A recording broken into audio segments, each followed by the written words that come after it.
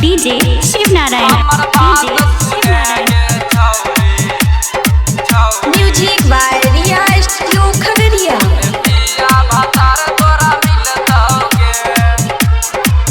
हमर बात सुने गे छौरी दूध पिया भातार तोरा मिलतौगे।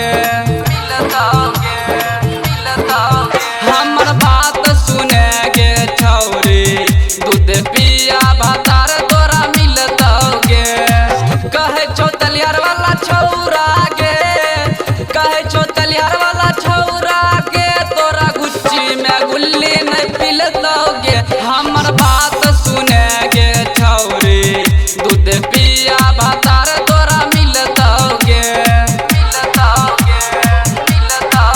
हमर बात सुने गे छौरी दूध पिया भातार तोरा मिलतौगे।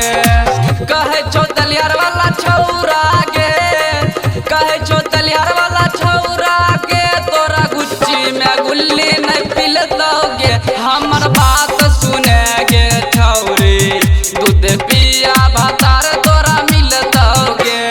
डीजे शिव नारायण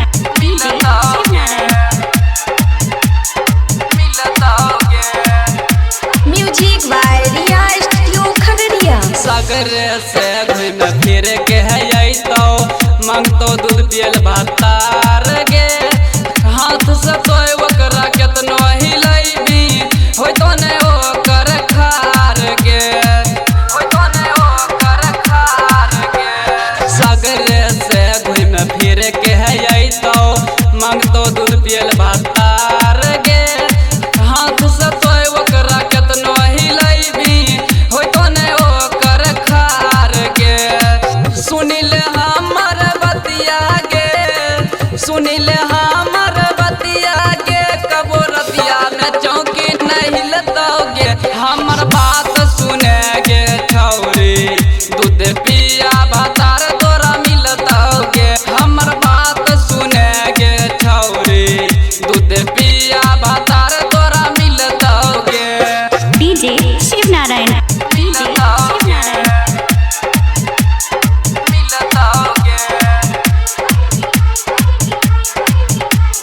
अपने कमाई तो अपने उड़ैतो देतो नहीं एको गोटा गे। दूगो चार गो बाथन पर बैठ के मरतो झूठे भरा गे, मरतो झूठे भरा गे। अपने कमाई तो अपने उड़ैतो देतो नहीं एको गोटा गे। दूगो चार गो बाथन पर बैठ के मरतो झूठे भरा गे। कहे छो पंडा प्रेमी पिंटू गे, राइटर पिंटू पांडव गे, तोरा बगिया में फूल नहीं खिलतौगे। हमर बात सुने गे छौरी दूध पिया भातार तोरा मिलतौगे। हमर बात सुने गे छौरी दूध पिया भातार तोरा मिलतौगे। कहे छो तलियार वाला छौरा गे, कहे छो तलियार वाला छौरा गे, तोरा गुच्ची में गुल्ली नहीं पिलतौगे।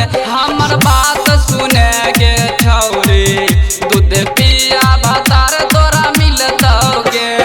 Music by Riya studio Khagaria.